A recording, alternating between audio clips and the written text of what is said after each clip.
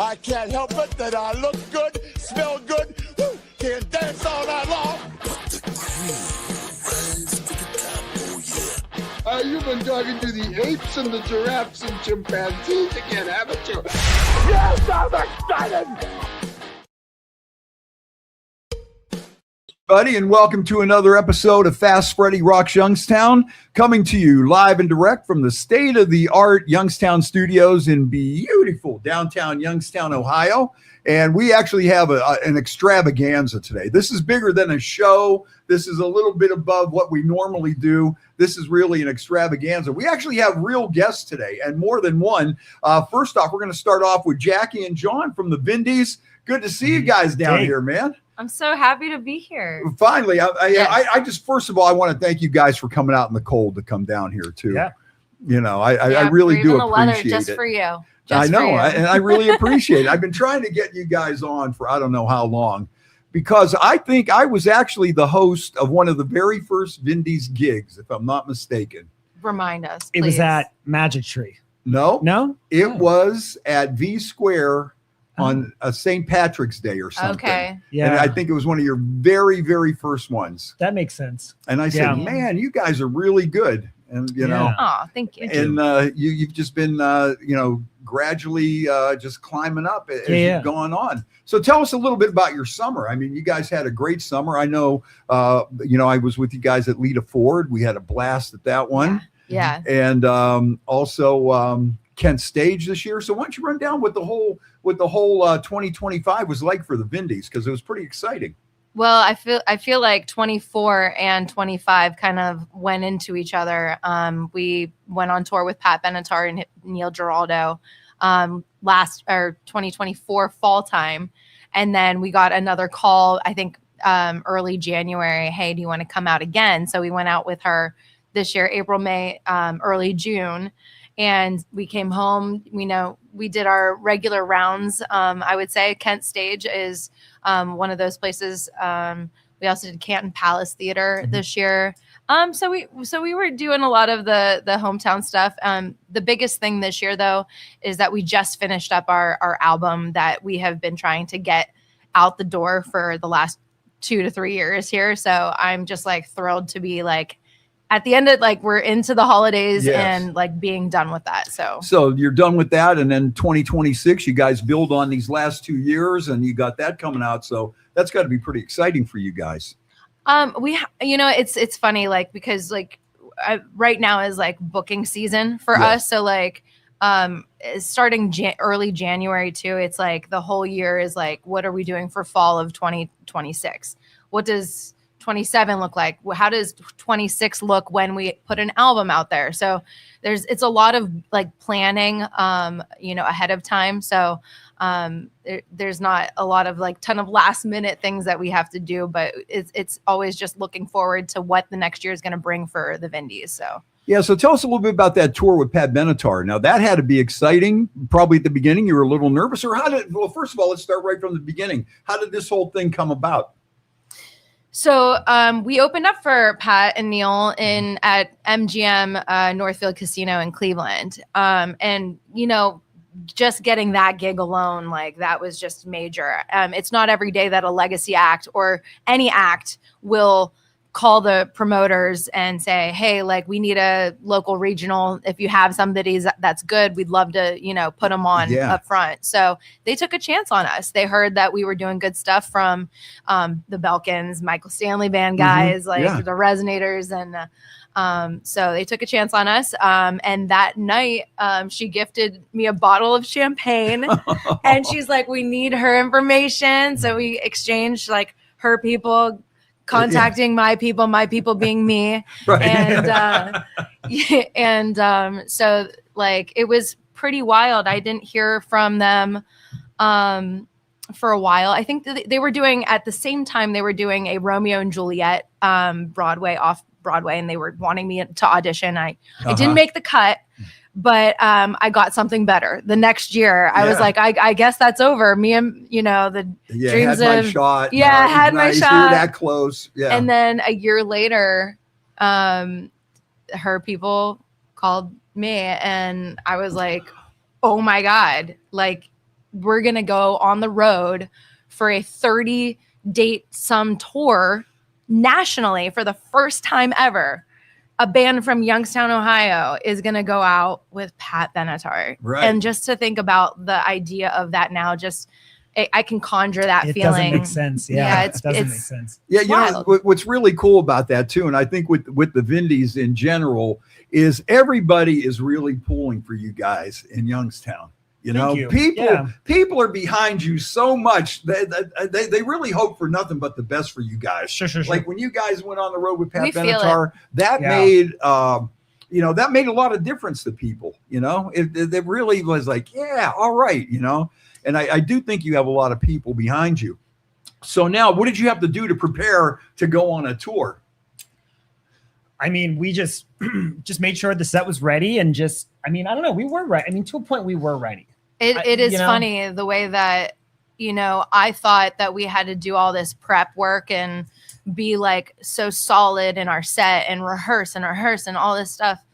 But when you get to doing the first night and then the second night and the third night, and you're like, oh, wait, every theater is set up the same way. Every like amphitheater, they have the same kind of crew. You know exactly who you're walking up to. Where's the sound guy? Where's the stagehand? Where's the stage man? Where's the lighting guy? Where's, you know? So it was like, those are the things that we've already been doing, but to do it on just a little bit bigger scale, Yes. it was just like, this is what it's all about. And it doesn't really, I mean, maybe like a big arena tour would be like, a completely different thing. But to us, it just felt like a very natural space because we've already been playing some of these bigger places, opening up for people, Marcus King, ZZ Top, several Beth Hart. It was, it wasn't hard. Ready. Yeah, we were ready. And you guys just fell right into it. And yeah. So what was life on the road for you guys like? What did you guys have? A motorhome or, No, we had a 15-passenger van with a trailer. Okay. So we got very comfy very quickly. Yeah. Okay. All right. So that had to be a ball. Where was the first show you played with Pat? Atlantic City. Yeah. Oh, really? Yeah. So this is where you start out, like right at and what the happened? beginning. What happened that night?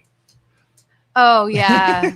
Well, you know what? I felt like it was the universe telling me to just watch out and keep my ducks in a row. I left $1,000 in cash in my cash box. I thought, you know what? I'll just put it up high where no one can see it in the green room. And I think we were like an hour or two down the road, and I realized, and I called them, and we happened to be like doing a show where we would be like coming back through Atlantic City to get to the next show. Yeah. So they had it, they found it, and no one took the money. I mean, somebody was looking out for us because it was just straight up cash. And I was like, this is amazing. You know what, though? It must be something with Atlantic City, because when Kelly Pavlik won that big fight, did you ever hear this story? No. Kelly Pavlik fought in Atlantic City for one of his championships. And they had so many people there from Youngstown. They drank all the beer in Atlantic City. I believe it. It was so crazy. And Kelly and his dad left their check in the hotel room after the fight. Oh my gosh. Yes. So it must be something with Youngstown and people making money in Atlantic City. Oh, the tradition continues. There. That's a great story. I didn't know that. Now I'm going to tell everybody about that. Yeah. My only Atlantic City story is one time I saw Bruce Springsteen there on Devils and Dust. Nice. Acoustic. Yeah. And, me and Cornell went, and it was awesome. But what was crazy about that was, there was a lot of comp tickets from people from the casinos. And when they come out there and they just saw Bruce playing acoustic and the big band wasn't there and stuff, they were like, oh, I'm out of here. But it was awesome. I thought it was great seeing Bruce Springsteen in Atlantic City on the boardwalk, and he's singing these songs, and you walk outside and boom, there you are. You're like, oh, I am in Atlantic City, and I am on the boardwalk, and I am in New Jersey. It was like, it was really cool. But, and then another time I went to see Jimmy Buffett there. Oh, nice. And I got some bad oysters. And I was sick as a dog. And I had this plan because I had to get back the next day and early. but then I was supposed to be at Conneaut Lake Park. It ended up raining and everything, so it ended up not even going down. But I said, you know what? I'm going to drive maybe to like Reading, Pennsylvania, a couple hours away. This way, you know, quick drive from, and I'll be almost home. Oh, we know Reading well. Oh, okay. Just zigzagging back and forth. So little did I realize now it's like 1 o'clock in the morning and I'm driving 2 hours of drive. That would be like, okay, it's midnight. I think I'm going to drive to Toledo. You know? Yeah, right. Let's just drive to Columbus so I'm a little closer to home. Yeah. All of a sudden, these oysters just start kicking in and I'm throwing up left and right. Sure. And now I'm in like my Jimmy Buffett gear. I'm on the side of the road. I'm sitting there puking my guts out. I'm going, I'll tell you what, if the cops come by here, they're going to now, think, yeah. Oh, yeah, bad oysters, right? Yeah, right. we heard that one. I'll have to use that. Yeah, bad oysters. Yeah, that'll get you out of there every time. Hey, let's see who's checking in here real quick. Joseph Smith says, what's up? Our buddy TJ says, hi. Bill Ellison loves the Vindys. Bill, true rock and roller. My buddy Jay Bird is checking in. And my buddy Paul Maverickas checking in all the way from San Diego, California. Love San Diego. I just got back from there. Oh, did you? Yeah. Is it really nice? Because he's always telling me, why aren't It's you coming beautiful. out here? Oh my gosh. It's the weather. Like you'd think that it's like LA, like polluted and like dry, but it's like it's a beaual climate. Yeah. So I better get my ass Constantly. out there before I get too old. Yeah, no, Okay. it's awesome. Yeah, I definitely got to get out there. And he always tells me, hey, you got a place to stay. Get your ass out here. Hey, we have Basile standing by here too. Let's jump in with our buddy Basile. You guys know Basile? I don't know No. he looks familiar. What's up, Base? How are you, man? Not too bad, brother. I'm here, and I came close to taking that $1,000 in AC. So too bad about it. I am a hoodlum from New Jersey, so what can I tell you? Exactly. Basile is a world-renowned comedian. Some people didn't realize that when he with him hanging out with me, I kind of brought him down a little bit. But anyways, it's a long story. You know, Basile and me, we back in the day of CD 106 and stuff, we did so many crazy things like off the air, just insane things. And people didn't realize that he was really a comedian. They thought he was just this guy that would come around and get drunk with us early in the morning and, you know, have women making out with each other for free tickets and people shooting out windows of their pickup truck to, you know. Yeah, but you make it sound like a bad thing. You know, it's a thing of beauty when you could. There was a time where a woman was truly getting off on herself, and I was like, okay. And Fred and I sat like two little 6-year-olds seeing porn for the first and it was one of the most magical moments two men can ever share in a studio. Without being... Yeah, I would say that. But anyways, Basile is a world-renowned comedian, and he's going to be at the Funny Farm coming up this weekend. What do you got? A couple shows coming up? I got 2 shows on Friday, 2 shows on Saturday. Hey, are the Vindys going to be playing anywhere in town? So maybe I could see them afterwards. No, you guys aren't playing until what? New Year's Eve? New Year's Eve. Yeah, that's why they're here too. They're here to promote their New Year's Eve party at the Westside Bowl. We'll get to that in a little bit. That's what we're doing. Yeah, well, among other things, you know. Well, we're going to talk with Basile here for a while. Basile is going to entertain us, but Basile at one time was known as the centerfold of comedy. Yeah, and are you still the centerfold of comedy, or? I wound up losing almost 55 pounds, man. It's really unbelievable. I got a chance to see some stuff filmed for me, and we're getting ready for this new show that we start filming in February, and I'm really excited about it. So I started working out and getting myself back in the kind of, I don't want to say football shape because that would be a freaking lie, but right. I really, I'm looking forward to coming back and freezing my ass off. There's nothing like when you come back to Northeast Ohio and the weather's so bloody cold where your penis actually disappears in your body cavity. There's something special about it. For warmth, and to me, it's a beautiful. And the thing that's really touching Is that one of the main reasons you come here for that sensation? Is that what it is? But you know, the last time. Now, do you put that on display at the Funny Farm? Do we get to see that? Is that what gives you the biggest laugh of the night? Oh yeah, because there's not much really high, to be quite honest with you, Fred. You know, it's one of those things. But what I truly love, you don't want to look down your, and thank God my penis left a note. Because you don't want to look in your pants and not see a note. And it said, you know, warmer climate, love penis. And you know what was really remarkable to me was the penmanship, to be quite honest. Very good. Very good. Now, Basile, for many years, during the OJ trial, Basile used to call in as James Brown. And he would have James Brown do reports from the OJ trial. Yeah, from prison, because where else would James be?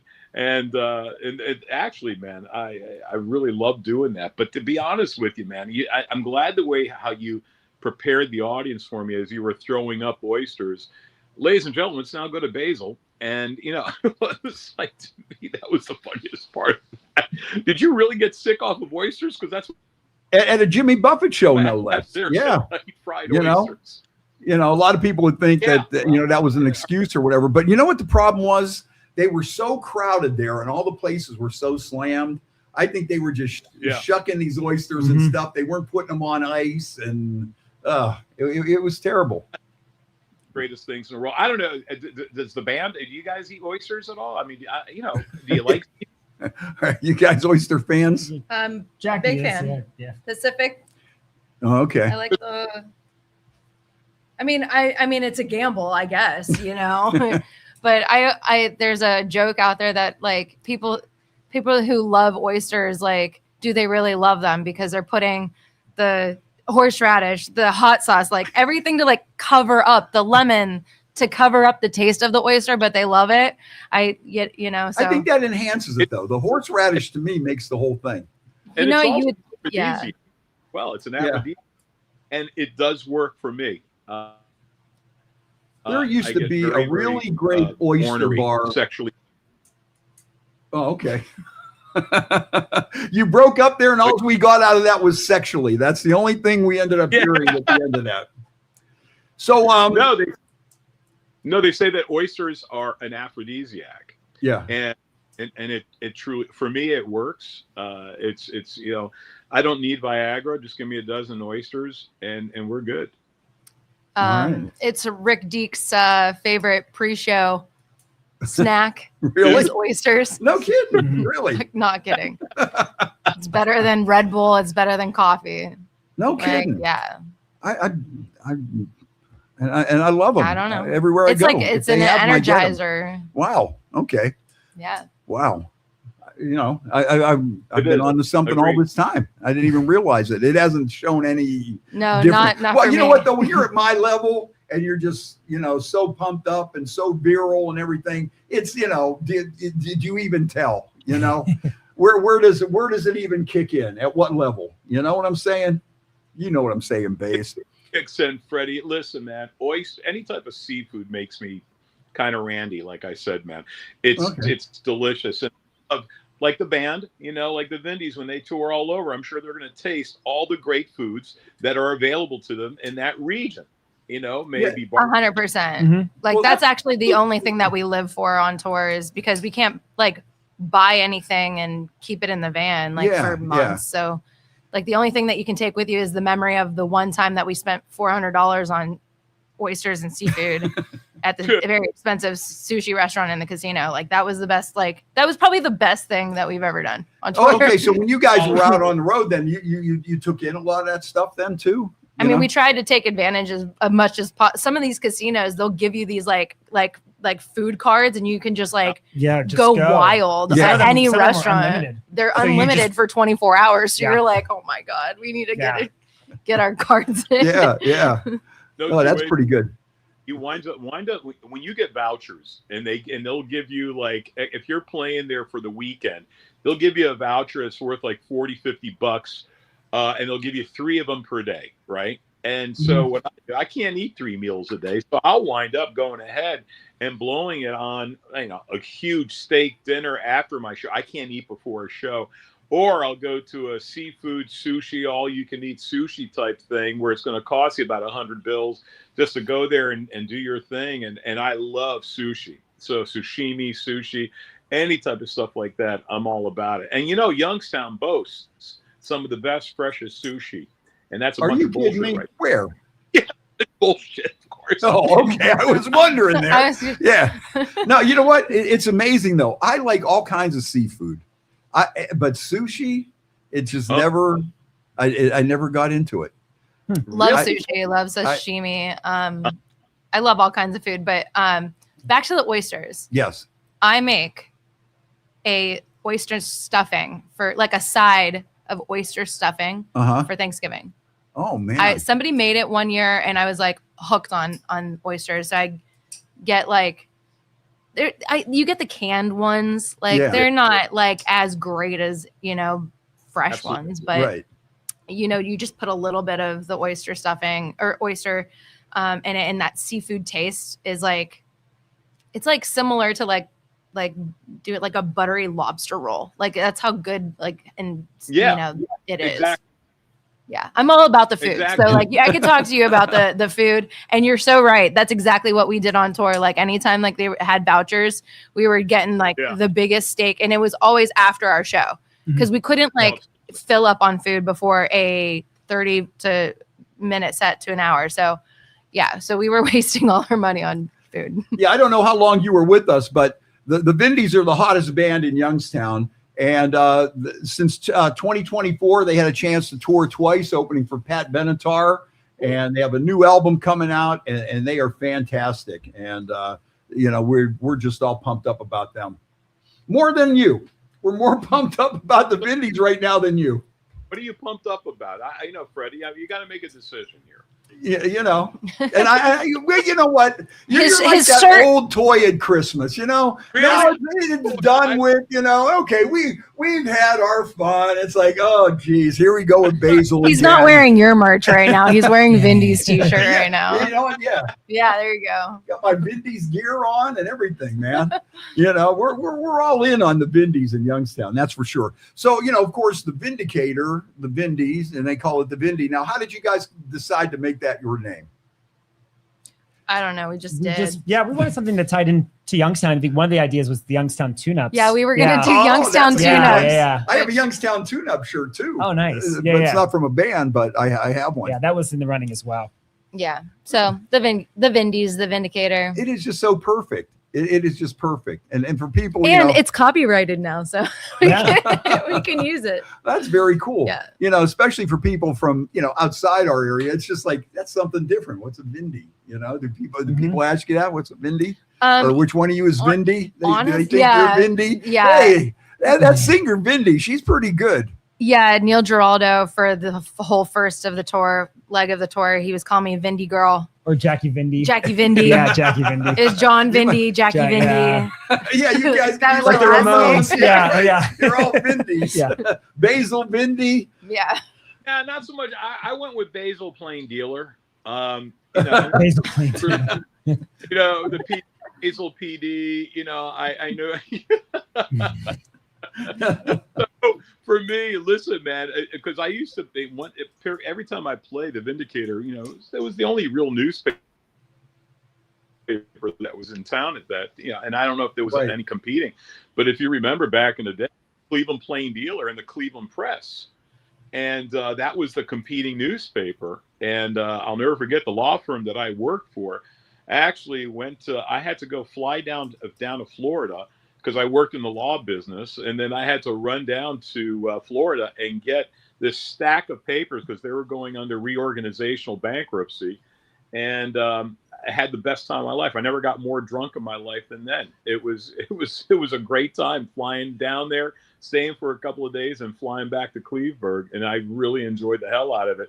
But the Vindicator was always very, very kind to me, and I love the name Vindys. I think that's you couldn't pick a better name for a band. Yeah, thank you. All right, let's see here.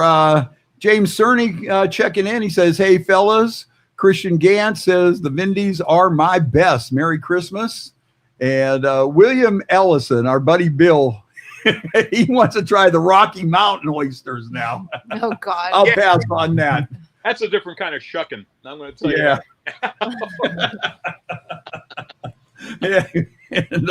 and Todd and Linda are checking in, and of course Todd plays for Candace Campana. Yes. So you know what? This is a perfect time to plug New Year's Eve Yeah. So we're playing New Year's Eve at the Westside at Bowl. Westside Bowl. And Candace Campana's going to be opening. Yes. And- No, honestly, I paused because just on the way over here, I saw that Steel Valley Brewworks canceled their New Year's Eve show, like they usually do with RDNA and the house band. Yeah. And they've been doing that for years. And I was like, well, why are they canceling? And they're like, well, the Ohio State game is playing that night, which is kind of like, that sucks. Like, I understand. So they decided to cancel.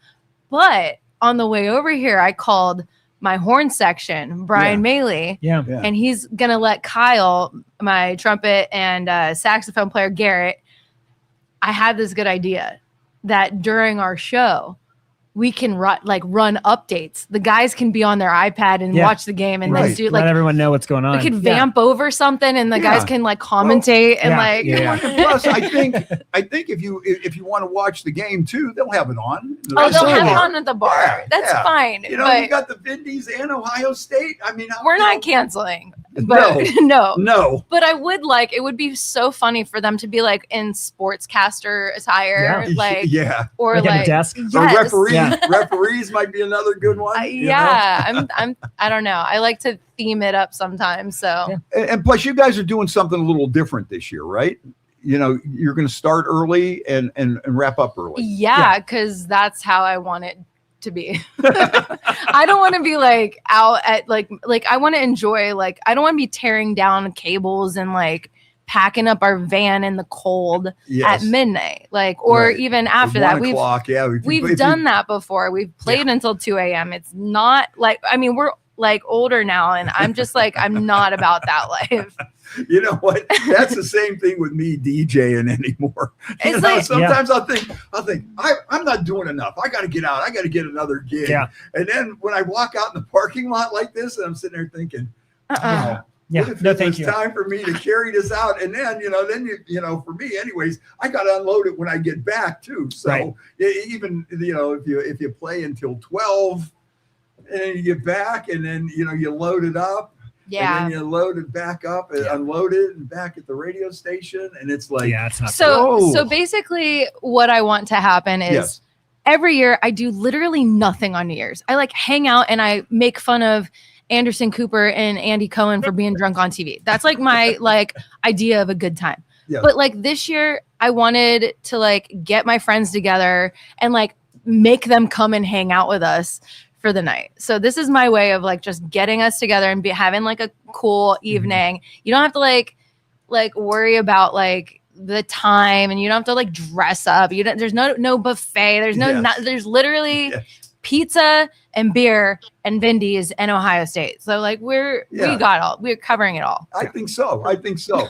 Let's see here. Joe says you got to open with "Are You Ready?" Sure. Okay. Oh, it's Joe. Hi, Joe. Yeah, whatever you want. And Todd says he likes the early shows are the best. You know what? Now, how long have you guys been playing out? 10 years. 10 years. Long, yes. Yeah. Okay, 10 years. 10 years. So you're kind of, you still got the when it used to be 10 to 2 playing, right? Yeah. 10 to 2. Yeah. Yeah. Thursday, Friday, Saturdays. Yeah. Yes. Like I could, after doing that for 3 or 4 years, we were like, well, that's done. Like we got to do something different. Now, how about it is a lot nicer though, actually, because now you start 7, 8 o'clock, 11 o'clock. We do a showcase show, like you do your thing. Yeah. And you just got to recreate that in every town, and hopefully they like your music. Hopefully you don't suck. So that's the name of the game. You just never know on that. Yeah. So, anyways, Basile, how about you? How has the comedy world changed on that too? Do you do earlier shows now, or how's that going for you? I mean, my shows are going to run like at the Funny Farm. Usually 7 to 9, and I have an opener who's going to do about maybe 15, 20 minutes, and then I go on. and do about an hour 15 straight through. But the first, because we are a football laden area, right? So we know how football runs. And when Dave and I were negotiating what date I was going to come in, I literally had to look at because I'm an ex-ball player as well, I had to go ahead and look at the games and what games and try to estimate where Ohio State would be in the top 4, because I knew they wouldn't be playing this upcoming week, and it'd be all these other teams that had no affiliation with the state of Ohio. But when the Browns were actually pretty good, and you had a when was that? Could you explain this to me? Wait a minute. Oh my gosh, there was a time. Listen, kiddies. Yeah. Listen to Uncle Basil here. Great Uncle Basil. Tell us about the time when the Cleveland Browns were good. Well, I'll tell you right now. Let me get my little whiskey here. So back in the day when the Browns had Bernie Kosar, and we were in the playoff games. But let me tell you, man, I hated having to deal with football schedules. And even when I would go to certain clubs and or theaters, I had to make sure who was playing, because I do my stand-up in Greek as well as in English, right? So I have to go to communities where they basically, if it's a huge Greek community in Boston or in Chicago or whatever, and they say, well, you want to do a Sunday show. Okay, are the Bears playing? Are they playing at home? What time are they playing? And I have to go through looking at NFL schedules, the college schedules, because you got the Illini playing. You have Northwestern rather playing. You got Purdue. You got all these different schools. So I literally will go down and check off what games are going to be meaningful and then do my schedule around there. It's not the easiest thing in the world, because sometimes you got to wind up picking the best. So I understand when you can have something like Ohio State screw up your scheduling for a gig. And it's sometimes it just sucks. Now that I find that amazing. You do some of these shows in Greek. You're speaking a different language. I was just wondering, there was some reason that I just wasn't. You just were not connecting with me. Thanks for finally filling me in on that. Okay, I'm glad to know that now. Man, listen, the Camelites are coming out to filling up a couple of these shows, for God's sakes. You got the Greek boy coming in, and it's going to be a lot of fun for sure. And listen, by the way, so I can give myself a little plug, you guys want tickets to the show, make sure we got a bunch of brand new stuff that I want you guys to hear. I really do. And call 330-759-4242 this Friday, this Saturday, the 19th and 20th. Freddie, if you want to do dinner's still on Thursday night. If you want to go. We'll get some oysters. What are you thinking? Oysters. Mountain or regular seafood? I would stick with the regular seafood, but it don't matter to me. But Basile, I'll tell you what, he is, you got to see his show. It's high energy. It's funny. Basile used to do the voice of Bullwinkle when they needed overdubs done and stuff like that. And Universal Studios to do the voice of Bullwinkle. I just finished doing a couple of things for the park system. So there are no new Bullwinkle cartoons, but they still do announcements because they own the rights to Bullwinkle. And now your ability to imitate Bullwinkle, that extends from beyond the stage and beyond professional. It also extends into your personal life as well. Yeah, I couldn't speak English when I was a kid, and I'd always watch the old reruns of Rocky and Bullwinkle, and I would do Bullwinkle in Greek and speak to my mother that way. And I go, and my mom would say, "That's it. We got to teach him English. This is bullshit." So, it's also carried over into your love life too. Yeah, of course. No, we can't go into that material, Fred. We can't. But no, it's always fun. And one of the greatest things is working with June Foray, who is the voice of Rocket J Squirrel. So working with her, I did a bunch of Taco Bell commercials doing that. And that was, to me, that was a lot of fun. I did a series that was about 15 years ago, for God's sakes. And but you know what, man? And when you're doing that, I have to break into Bullwinkle. Like Fred, I will say, because I am Fred knows I'm a sex addict. And the only way to, to basically slow women down with me, I have to break into Bullwinkle as I'm making love. This way it slows them down a little bit. And it's oh, screw me, you crazy bitch. You see what I'm saying? It really slows things down. You know? By the way, I'm available for children's shows, so please. Are you really? Okay, yeah. Wait till you see his balloon animal show. That's really something there. The kids will never forget that one. Oh, so what else has been going on with you, Baze? What else is happening, man? Okay, so we start filming the new show, A Pinch of Basile. We start filming that in February. I'm really excited about that. And we have the my executive producers are Rock Rubin, and who actually used to play years and years and years ago through Youngstown, and Dan Daly, who used to also write for Cheers. And Rock Rubin was the exec producer for Everyone, and not Everyone Loves Kevin, the King of Queens, and then also he was the exec producer for an associate exec producer for the Raymond Show. Everyone Loves Raymond. So we have them, and it's pretty cool to be writing with those guys and staying in the same room. So we're really excited. I wound up getting Diane Kochelis, who is going to be working on the food aspect of this show. So it's a good sitcom, and we're really looking forward to it.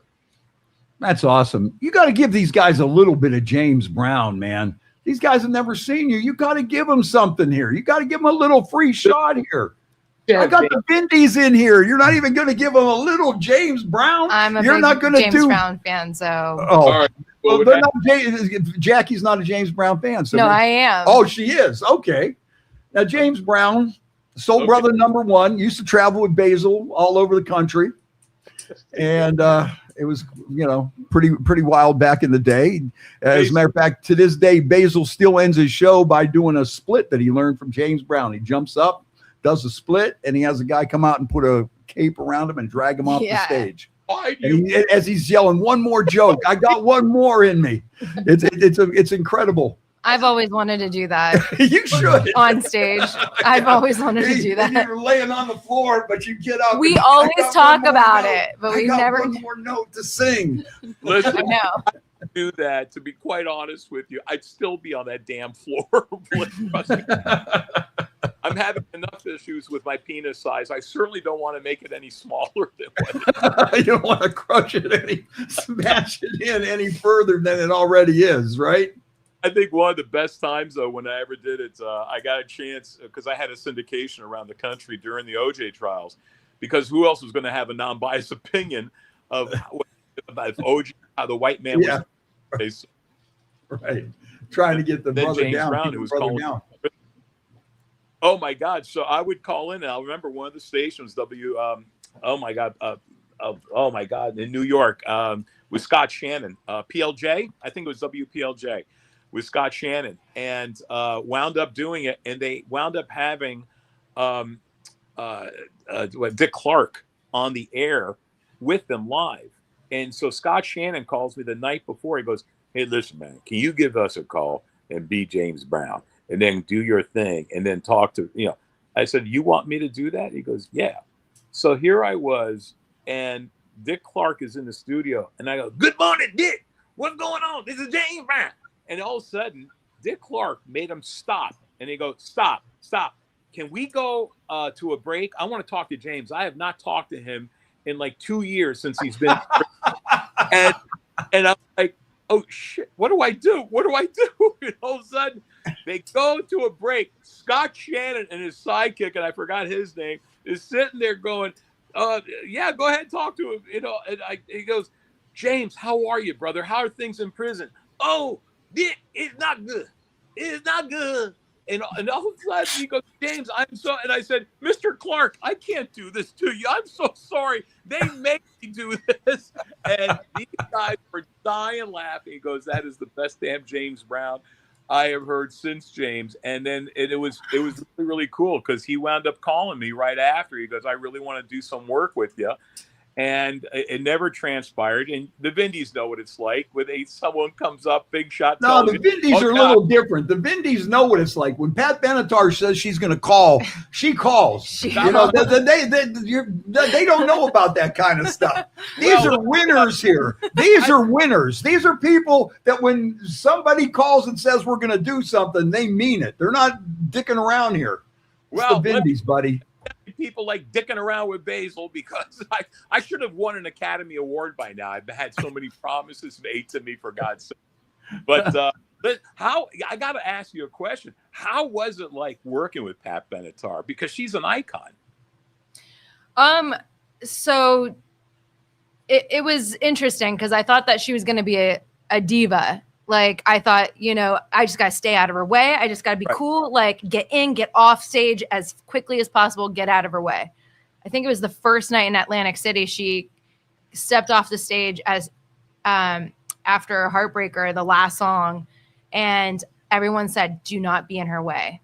And I was out completely in the shadows of the curtains and everything. And she found me somehow. And she walked up to me and she said, how's everyone treating you? Can I do anything for you? I'm like, you do something for me? No, I'm never going to ask. I won't ask you to do anything. She was so like accommodating. And she's like, well, what song are we going to do together? What she's like, I was like, well, Oh, wow. If it's up to me, it's We Belong. She goes, got it. You got it. So tomorrow, I'm like, oh my God. So what was that like then? You step up and It was great. Like, I was like ready to go. And then as soon as I got up on stage, like I just there was like an epiphany, like this is a rock and roll Hall of Famer that I'm standing. She wanted me to stand right next to her and not like behind her like a background singer. Yeah. She wanted me to be a featured vocalist, and I just couldn't fathom that I'm standing like basically. The funny story is like I kind of blacked out. Like the only thing I could focus on was do not screw up the lyrics. Yeah. Don't screw it up. And I think I was like so into what I was doing that she wanted to like hold my hand. And at some point during the song, she's like, give me your hand. And I was like, oh God, I'm sorry. I was just freaking out that I'm on stage with Pat. Yeah. Like, what is going on? Oh yeah. But That's a great, beautiful story. So what happened? You finished the song afterwards. She give you a hug? She goes nuts and oh yeah, every night it was like she gave me a hug, like, and there was another song that we ended up doing together too, and so then I would kind of like back up for that one, and I think like it was so cool because she told her monitor guy, like she must have, at least this is what my belief is, because her monitor guy Leslie came up to me and was like, hey, you're doing good, but like can you just take it full throttle. And I'm like, what? Like I thought that I was being too much already, like standing right next to a legend. You're thinking that she was nice enough to welcome me out on the stage. So the next night I'm like, she wants it, she's got it. So I bring full Jackie, like I'm full throttle, and she looked at me as we were singing together. She's like, welcome to the show.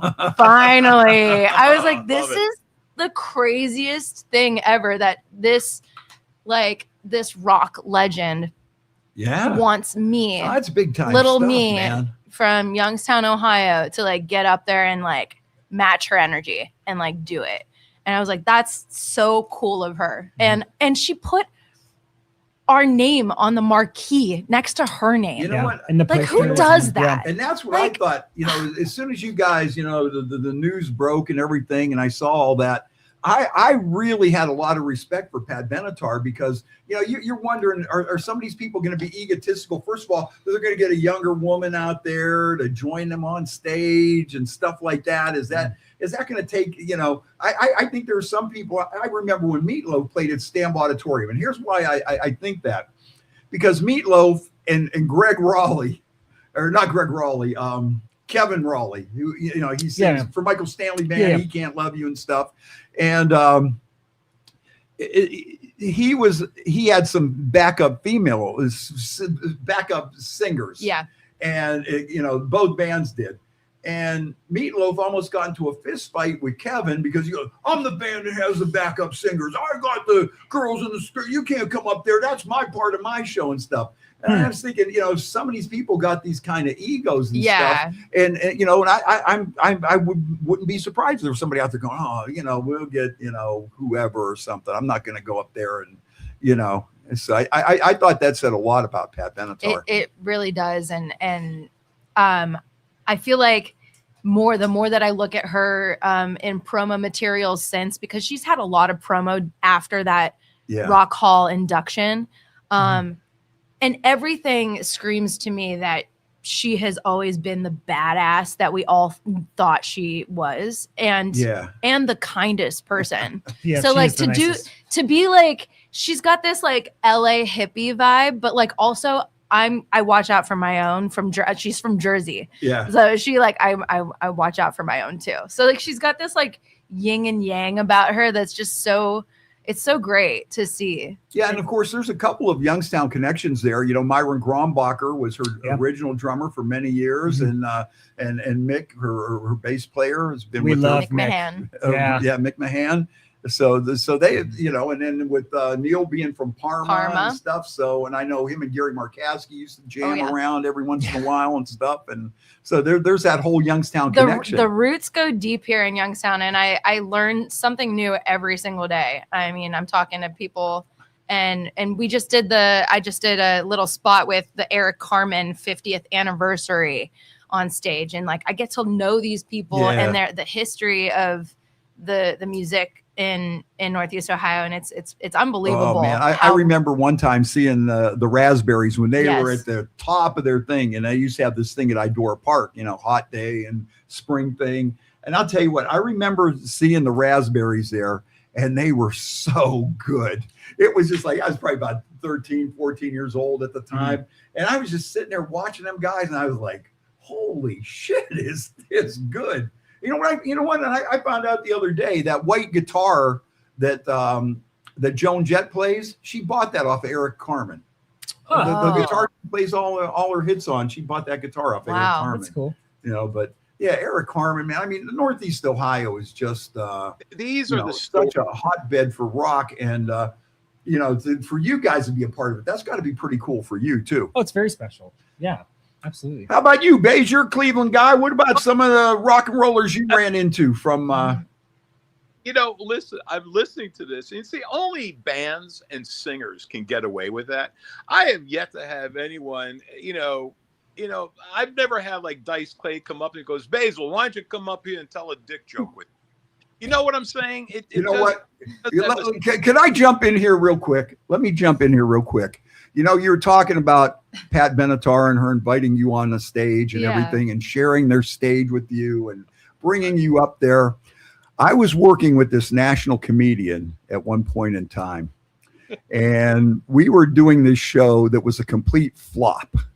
And this nationally known comedian thought it would be nice for me to come up on stage with him and do some of our stupid shtick that we were doing. Like we used to do the wheel of spank, where we would spin the wheel and we would get somebody up there, and if it landed on a Hot Wheel track, we would spank them.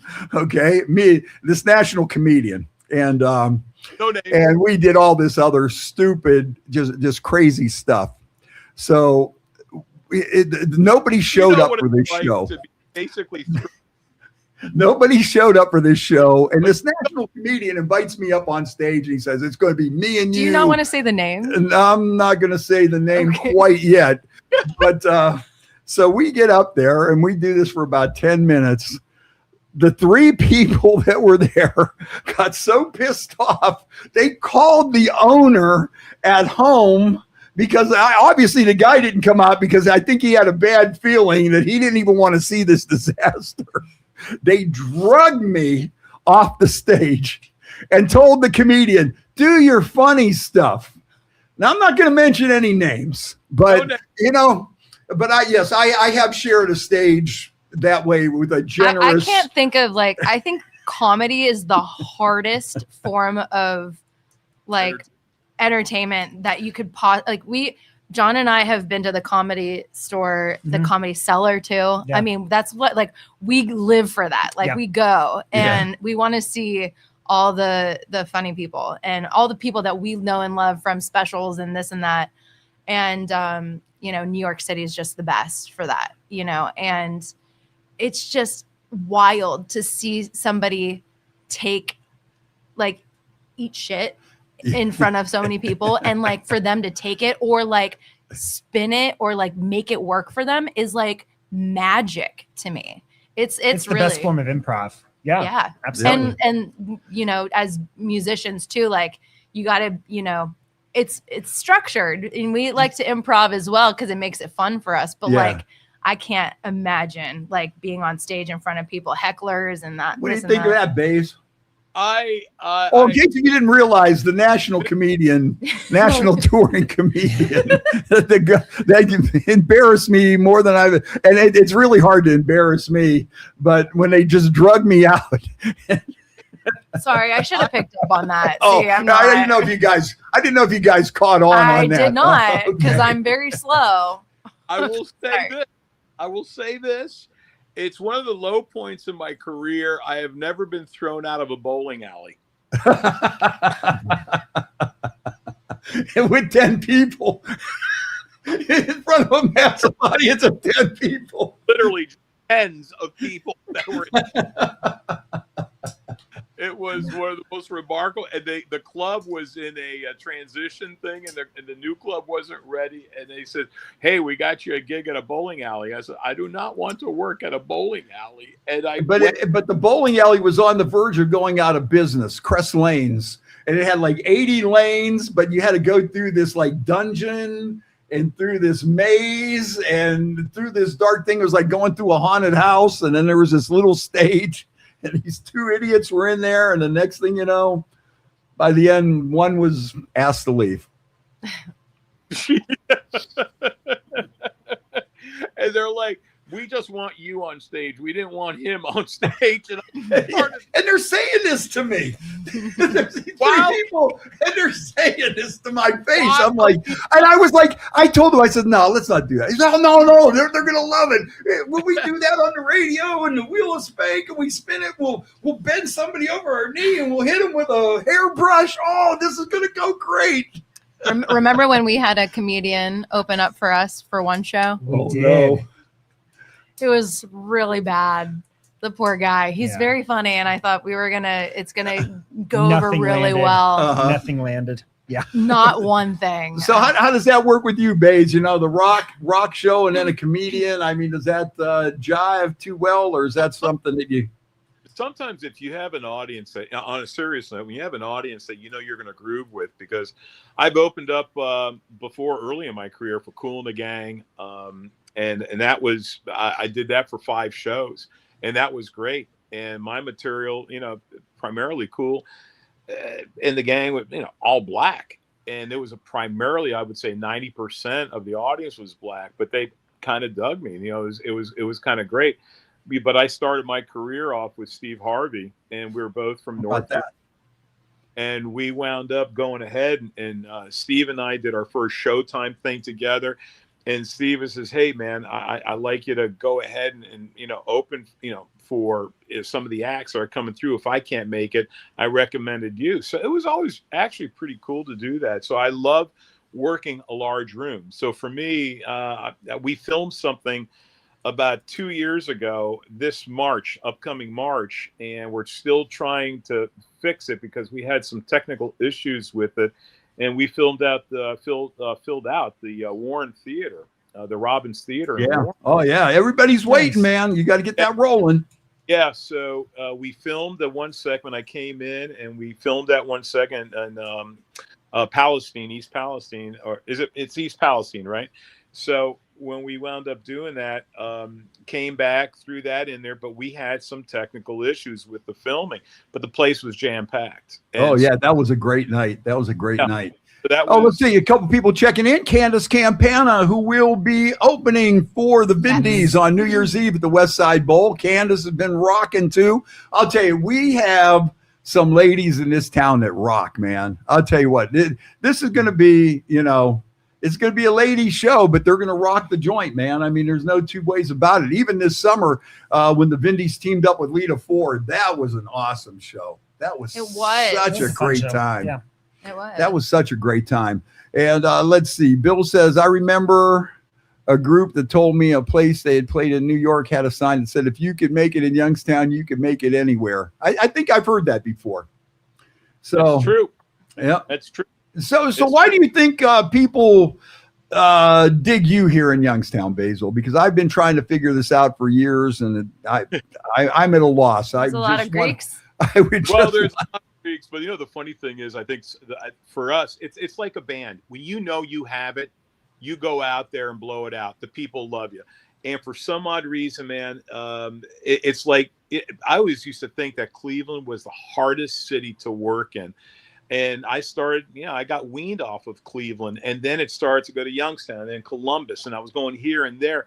And then you found that secret sauce, right?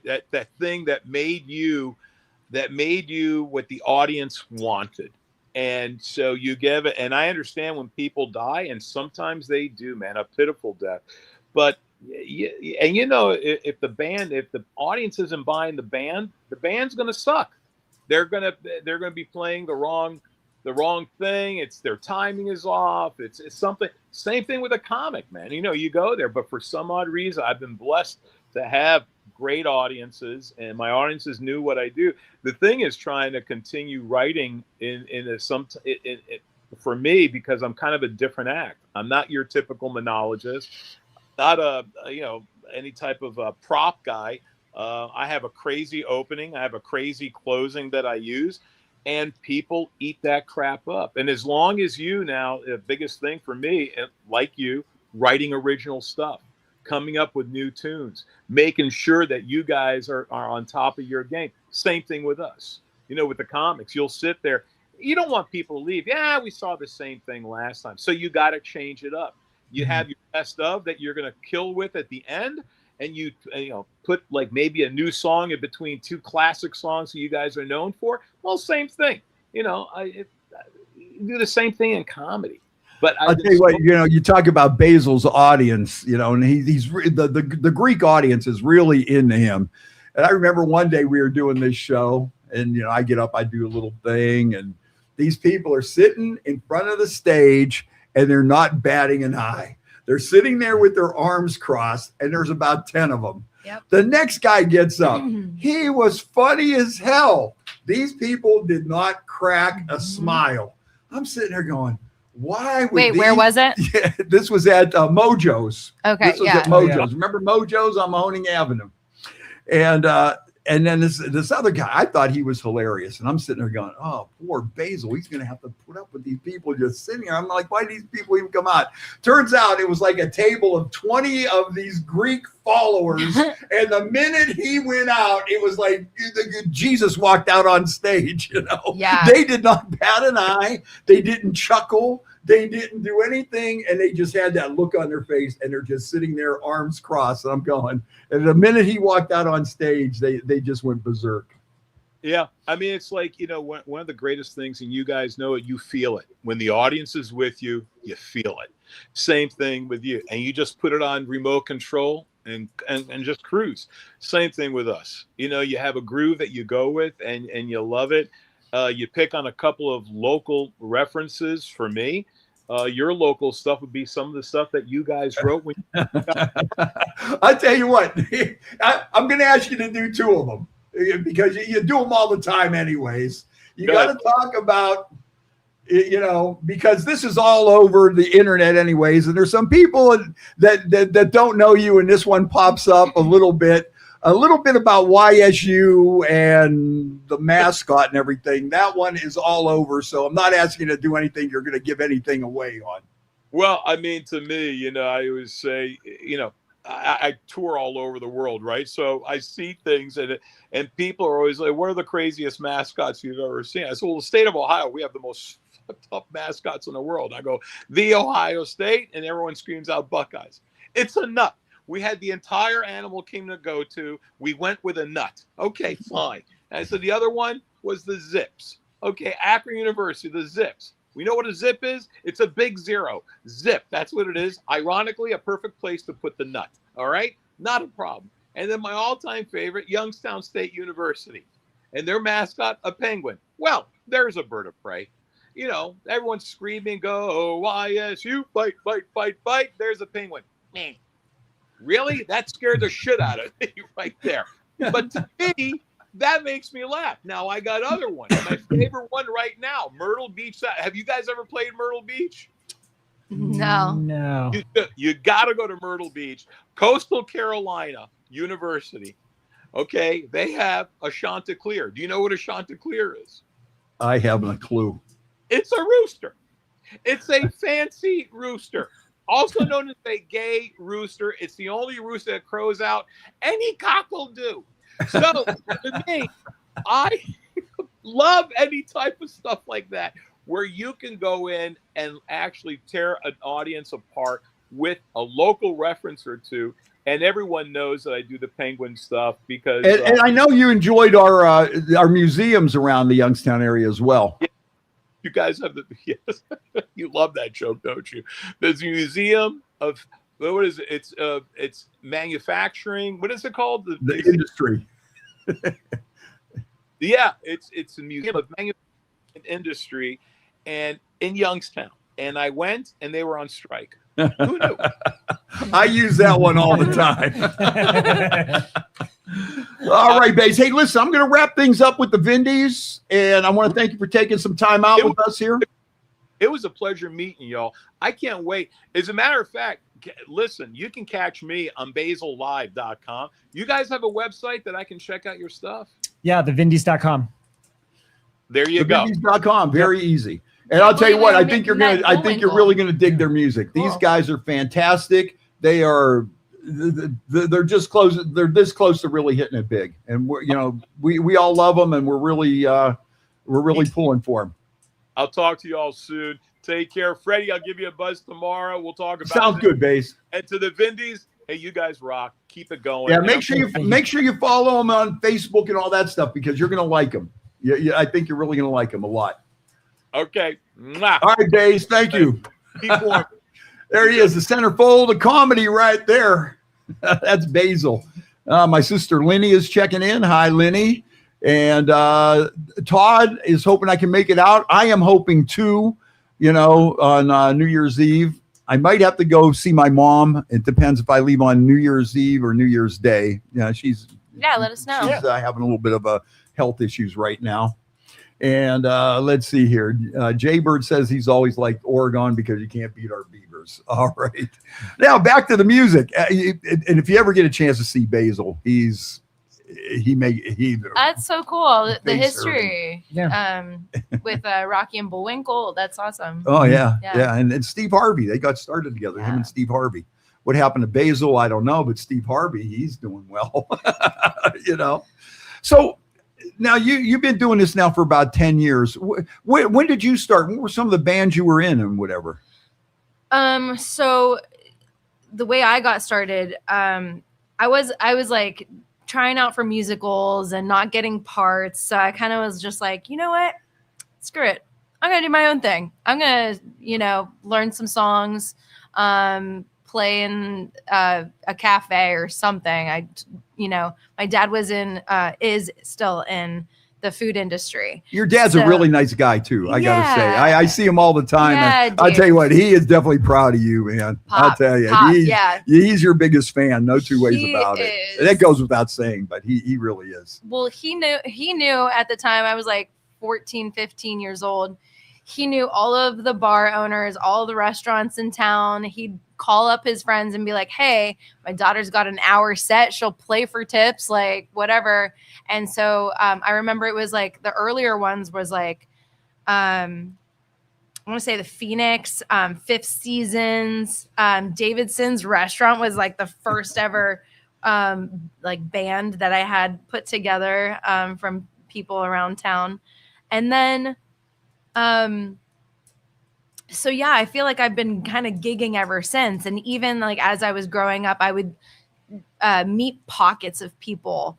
Like in the jazz world, I knew like John Reese Project. I'd go to Magic Tree, and I would just follow these people and like go as soon as I was able to drive a car, I was going to shows by myself. So I was like, oh, can I hop in? Like, I know that song. Like, let me get up on the mic here and there. And there was the Lemon Grove, there was Barley's, there was Cedars downtown at the time.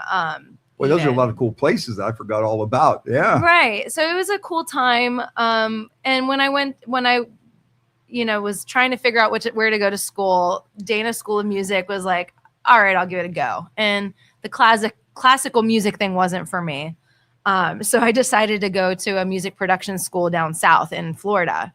When I came back, I felt like something died in downtown. Like I was like, I need to get out of here. But I wasn't seeing a scene anymore. Cedars was no longer there. And I think it was just at this time where I had called up a friend, Nick Sonato at the time, and he invited me downtown. And that's when I saw John and him and some other friends. They were playing, and I'm like, what's going, like, where did you guys get all these like good players in town? Like, where are they all coming from? John was from Newcastle. Some other people were from all over. And then like it just hit me, like, Dana School of Music, like these students are coming out like ready to rock. Like they're improv masters. Like they know the music inside and out. They can do any genre. They can do any skill, anything on the fly. And I think that I really gravitated towards that. And so we started playing, and the rest is history as far as that goes. But that's what kept me in Youngstown to begin with. And we were like, you know what? We're putting our name on here. We're stamping it from Youngstown. Honestly, I wouldn't have done it any other way. I think back, like, should I have gone to like New York or LA or Nashville? But the fact that we're doing it from here means so much more to me, because I'm 4 generations of Popovecs in this town. My great grandfather was working in the steel mills. Like, it's like my home. It's my home base. I know everybody in town. It's like Cheers when I walk into the bar down the street. And for other reasons too. The future of music, like I truly do believe that like cities like Cleveland, Detroit, Pittsburgh are going to see in this influx of people like kind of fleeing like the major cities. I agree. And coming back. I agree. So this is the spot. Like we need to invest in our culture right now. Absolutely. Because in 10 years from, I'll be 40. 10 years from now, I'm probably not even going to be here. But like, we just need to like double down on this area, because like, you know what? And it's always been that way though. See, that's the thing, you could talk about all, these places like LA and every place else. But you look at Northeast Ohio, Chrissy Hine and Joe Vitale and Joe Walsh and Michael Stanley. And, there's just so many people that Northeast Ohio was known for that. Phil Kagi, Gary Markowski, Michael Stanley, Joe Walsh, the list goes on. Even in the early days, like Rick Ocasek and Benjamin Orr from the Cars really met in Cleveland. They made it big in Boston, but they had met in Cleveland, and then they moved to Columbus, and then they ended up in Boston, and that's where they made it big. But we've always had that, and there's always been such, great regional bands too, in Kent, in Youngstown. Look at back in the day. There was a point, now this goes way back to like when I was a teenager, but there was like sometimes there'd be like a teen dance at a church hall, like over that Ukrainian hall over on Bella Vista. And I remember one day it was like Left End, Puba. There was like 5 bands in there that had been signed by record companies and had records out. And there was another band from Pittsburgh, I think it was Sweetwater, and those guys were really good. And they had an album or 2 out, and they all went on to be like studio musicians and stuff like that. And that was all happening here. This was all happening right here in Northeast Ohio. So we've always been that hot spot. And I think we just need to continue that. I think, when I look at what you guys are doing, and Leanne Binder and Demas Papademas and Candace Campana, and there's just so much original stuff out there, and Rama, and everybody's out there doing something, you know? Well, for me too, like there was no better like feeling of, you know, I'm good with what we're doing. Than to see on the road in every single city that we went to, somebody had a Youngstown State University. Yeah, they knew right away Like, when they saw the somebody name. knew somebody, like my grandparents, my parents. I mean, there's Browns backers bars all over the country. There's Steelers backers bars all over because these people still want to support the tradition of where their families came from. Absolutely. And this is Detroit. This is Cleveland. This is Pittsburgh. And out of like all the rust will rise. I think so. I think you got a good philosophy on that. Now, John, how about you? Give us a little. Well, before we go to get to him. So, who were some of your musical influences? What were some of those songs you were listening to and stuff? Like, what really got you into? I say the same people all over all over. But I really grew up in radio. Like VH1 was like the big thing every Saturday, Sunday in our house, and like the radio was always on. So like any top pop, top 40s. That was the thing for me. So I really got like honed in on melody, but then I started like listening to, it was like when I found, I'll tell you what, I just realized that Frank Sinatra died in 94, 95, like around that. And then there was a big resurgence of like, everyone's playing him, everyone's buying his CDs and his vinyl again. And I think that like, through him, I sort of like fell into the jazz thing. And so like, that's sort of where I like got hip to it. And that was the time of like BearShare and Napster. And I'm like downloading all these like jazz like things. Right. This and that. But there's other worlds of it too. Like Whitney Houston, like I tried to emulate that vocal. When I heard Steven Tyler's scream, howl, I'm like, I got to learn how to do that. Like I was just so enamored by how vocalists projected and how they use their mouth to project the sound. So I was just always obsessed with how they did that. I mean, so I'm kind of everywhere. Yeah, I'm a rocker. Right. I'm a jazz girl. That's like me. You know, I mean, my dad was big band, Frank Sinatra, Tony Bennett. You know, he was all that stuff. You know, and she liked show tunes too. Show tunes, that whole thing. My dad never got into rock and roll. My mom did. You know, my mom liked the Beatles and this and that. But my dad, man, he stayed true to big bands and all that kind of stuff. Earl Gardner and Misty and September Song and don't you love Tony those? Bennett? Oh every time they come on? One of them. Right. Every one of them. Yeah. Oh yeah. You know, I left my heart in San Francisco and just, you know, anything from Dean Martin and my dad, he never really taught me how to play. He wasn't a good teacher, but he played the guitar, he played the piano, and he would play all those songs constantly, you know, so, and he was listening to them and playing them. So those were etched in my brain. Totally. And then we'd go to church on Sunday morning and we would listen to Libby and the Tambouritsons. And then after that, on the way back, they had Charlie TV Davis and he was the big band guy. But my dad was like really into the music theory too. He'd say, all right, hey, now listen, watch when this guy comes in on this clarinet. Oh, this is something, or, you know, watch.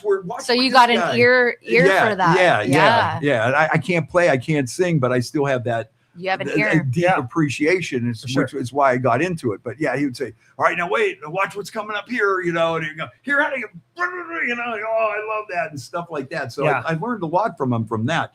So John, tell us a little bit about your musical journey. Yeah, no, I was just like kind of the normal, just being in school and doing all the music things and just fell in love with the guitar. My dad plays guitar, so he was teaching us that. And it was just my friends and I starting a band when we were in 7th grade in the basement, and then going to like our first concerts. And just my first one was kind of what rewired my brain was Van Halen. I saw them in 2004 and it just rewired my whole brain. And that's what I just started practicing every single day for hours and hours and hours and hours. And then got to Slippery Rock and then moved to Youngstown State and then graduated and then met Jackie. And same thing. And there you go. So yeah, absolutely. That's pretty cool. So what were some of the first concerts? Well, you went to see Van Halen. What were some of the other? Is that BB when you King first? was another one at there you go. at Stamba. Yeah. Or Oh yeah. It was Stamba. You know what? I just saw the set list from that show the other day. Oh, no kidding. Well, yeah. you know what happened? I was looking every once in a while. When you look up certain things on your Facebook, these things come up all the time. And they had this show from like 1957. Okay. At Stamba Auditorium. And it was like it was like a big bill of like a bunch of people. Sonny James, and there was like about the 12 acts. That's what they used to do back then. These guys would all travel in a couple of station wagons and they'd all come up and sing one song, and they had a house band or whatever. And I was looking at that, and then a set list for BB King at Stamba Auditorium come up after that. Yeah. That was such a great show. I mean, I'd just seen them. Like I'd seen Van Halen, and I saw BB King right after. Chris Durante opened, the guy that you saw in Texas that one time. Yeah. Amazing guitar player. Amazing guitar player. But yeah, no, I mean, we grew up with everything, Van Halen, and my mom was a big classic rocker, so we listened to a lot of Bob Seger in the car. Everybody, Youngstown, Ohio. Bob Seger is Youngstown, Ohio. I mean, he's the man. Yeah. My dad was a little bit more open with what he listens to, like Steely Dan and more of the jazz thing kind of too. So yeah. Oh, that's cool. That's cool. So what's coming up in 2026 for the Vindys? What do you guys think you need to do? What's it going to take for you guys to bump up to this next level? Do you have any plan, or do you have some kind of vision, or what do you think it's going to take? We're busy. We're cooking stuff in the kitchen. There's concoctions. There's alchemies. There's chemistries. So right now I'm just looking forward to putting out this album. Like that's my main priority. And then it's one of those things. This is the gig industry, and you got your highs and you got your lows, and you got your downtime, and you got to make the most of the downtime. So I plan to do so. But there's some good stuff. So you know what, it kind of bothers me when I see you guys on how the industry has changed in the past 20 years. If the record labels were still like a viable thing like they were 20 years ago, you guys would be, it wouldn't even be a question. It wouldn't be even a question. I know. I'm upset about it. No, seriously. Every time I see it, and Yeah. I'm sure Rick knows all about that too, you know? I mean, when there was a time when you had somebody to throw some money your way and get you some recording stuff and a little pull to get you on shows with this guy's on our label, we'll get you on there and stuff like that. I think that's what's really missing, and I think that's why, other than the pop world, you're not seeing these big stars like you used to. The machinery isn't out there, but that doesn't mean you can't do it. No, we're just because doing musical talent is going to rise no matter what, Yeah, I think that our biggest goal for this, I always at the end of the year, I always come up on okay, so what is the next goal? Like, what do we want to see ourselves do in each year? And really 2026, I want to see us get back to a lot of these places. I was amazed. I mean, we're this opening band for Pat Benatar. I was amazed at the response. Standing ovations every night for an opening band. You never see that. Come on. So I need to get back to some of these cities that she took us to and try it out in some of the smaller clubs. Yep. So that's kind of the goal. That's a good one. And I also want to I want to just keep my roots here deep. Right. By just circling out just around here, the places that I can get to easily. Cincinnati. Buffalo, Detroit. Well, you know what? See, that's how back in the day. That's how all these people got big. Ted Nugent, Bob Seger, even Joe Walsh. They would just pretty much play Detroit, Toledo, Youngstown, Pittsburgh. Maybe Columbus. And then they'd go Erie. Up, down, and then maybe the next time around, they'd maybe go out a little farther and go to Johnstown and things like that. We've always been a grassroots band. And then that's how, the next time you play there, okay, you had this amount of number, and then the next thing, that's what we've noticed even in places like Indianapolis. It's been just every time it's bigger. I mean, and I think the thing that Jackie did so well on tour that some of us would also be able to join her was at the end of every set, she was out in the lobby. You got to. Right in front of the merch. You got to. Literally as a politician. Yep. Yeah, you know, that's kissing really babies important. and shaking hands. And that Yep. was what we did. I mean, and I think Yep. that's, I think that like, you know, like there is some wonderful stuff with social media and that kind of stuff. But I think that's what a lot of artists forget is like, you still have to like Hey. create a relationship. Even You with know, me, why do you think I'm out all over all the the place? time. You know, because Right. 'Cause it helps. you got to meet these. You Yeah. got to be on the level with everybody. Totally. You know, Yeah. and when they meet you, now they think they know you. They got that Yeah. T-shirt, they got that autograph, Right. They got that and picture. now they go Yeah. back to, and it's a little something more to tell their friends, like, oh man, we saw this band. Look, here's the lady who was a singer. Here's the dude who was playing guitar. They signed this. Oh, you know, and that is, you know, country bands back in the day were known for that. I mean, guys like Merle Haggard, Yeah. Willie Nelson, all them guys would sign autographs, and the fans looked forward to that. Yeah. You know, I'll tell you, even Alabama, when they hit it big before they got so big, they played a show at the Richfield Coliseum, and they were the headliner. And I think it was Alabama, Loretta Lynn, Conway Twitty, and Wow. Alabama stayed there and signed for everybody No kidding. until they left. You know, and 40 number one hits. So what does that tell you? Wow. Yeah. You know, you cannot. I mean, there is something you about cannot that. Yeah. beat that. That is. It's so when much you better, get that yeah. personal touch. That's Yeah. one thing, especially now with all this AI and robotics and Yeah. fake this, fake that. The more real you are, and you know, they know you're a person. You Yeah. know, Yeah. they make that connection, and then they feel they also know you. You Yes. know, you get that picture, you get that autograph or whatever, and then they feel they know you. And I also like it. It's incredibly. It's a gauge.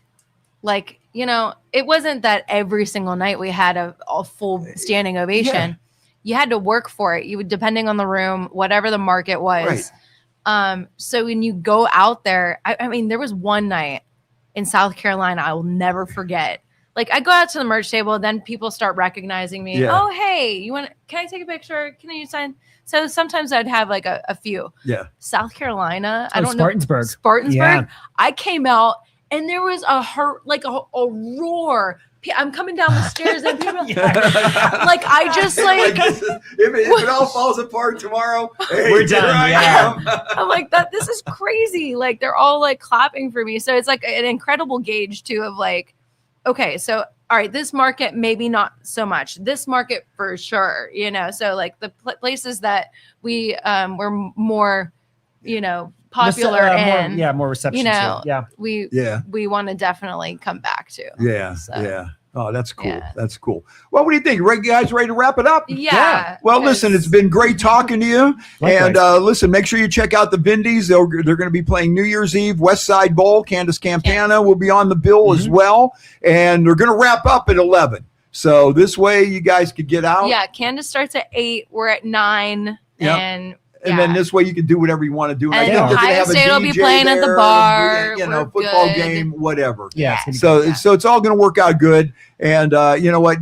You know, you can go out and see the game, but also, man, you know, come on, it's New Year's Eve. Do you really want to be sitting watching a football game? I want some music. Yeah. And sure. it all depends on what my travel plans are. I would Please love let to us come out and know. see you guys. I Yeah. love the Westside Bowl, and I love you, and I love Candace, and it'll be a great time. And also, we want to thank our buddy Basile for chiming in here today. Basile's got 4 shows this weekend. Funny Farm Comedy Club in Niles, 330-759-4242. That spells ha. Oh, That's how I know that number. They have been around forever, Yeah. and I've known that number forever. And Basile definitely puts on an awesome show too. So, and I don't know. Well, listen, guys, thanks for coming out. Thank and you. Best Thank of you luck so and much. everything. Yeah, thank and you. it's hard for us to play your music other than Cornell and sometimes on Sunday because we're classic rock. But we are going to do whatever we can with our social media and our podcast or whatever. And Thank you. pictures Yeah, thank you. and whatever we can do to spread the goodwill and good word of the Vindys. You know, we're here for you guys. So Awesome. yeah. Thank you. hey, let's hope we all have a good 2026, and Yes. let's make this Yeah. our year. Yeah. All for right. sure. Well, thanks, guys. Yeah, thank you. Joe. Amen. And thanks everybody for tuning in. And we'll catch you next Monday. Maybe. It's getting close to Christmas, so I really want to come in next Monday. Do we do a Christmas just like spectacular? I don't know. people are home. Hey, do you guys got a Christmas song, by the way? Got a couple. We do. We have a couple. We changed the lyrics to one of our songs, "Bang," to "Santa, You Got Me." Okay. And so it was like kind of "'Twas the Night Before Christmas" type. And then another song about it being really elfing cold. So it's called "Too Elfing Cold." I did see that one. Yeah. And it's really funny and cute and punny. And we'll throw that in for the Christmas season. Yeah, We'll definitely do Let's that. do that. Well, Vindys, thanks for stopping by. Yeah, and, thank we'll check in maybe in a couple months and see where everything's going. When the album comes out, we'll help give you a big push, man. Well, Thank like I you. say, it's always good to see you. And best of luck in 2026. Cool. Thank you. Yep. Thank you for listening to this show on Youngstown Studio. This is original Youngstown content. Feel free to share our videos and tell your friends about us. Don't forget to subscribe to our YouTube channel and follow us on Facebook.